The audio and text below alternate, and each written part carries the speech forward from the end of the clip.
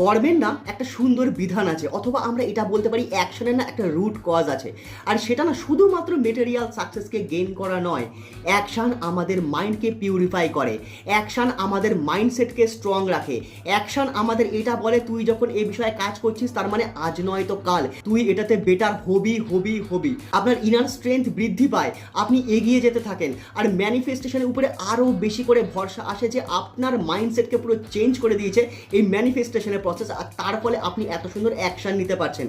আর যখন আপনি action oriented হবেন না, তখন যে কোনো ম্যানিফেস্টেশন যতই কঠিন বলে আপনার মনে হোক না কেন, শুরুতে যখনই আপনি অ্যাকশন নেওয়া শুরু করবেন দেখবেন সেই জিনিসটা আরও বেশি ইজি হয়ে গেছে। দেখবেন তখন আপনি এটা বুঝতে পারছেন যে ওরা যদি করতে পারে আমিও করতে পারবো, আমার মধ্যে সেই ক্যাপাবিলিটি রয়েছে, আমার মধ্যে সেই শক্তি রয়েছে।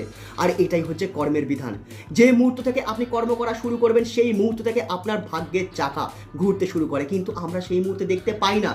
তার কারণ হচ্ছে এটাই, যত অবধি না চাকা সম্পূর্ণ পরিমাণে ঘোরে এবং আমাদের জীবন পরিবর্তন হয়, তত অবধি আমরা সেই জিনিসটাকে উপলব্ধি করতে পারি না।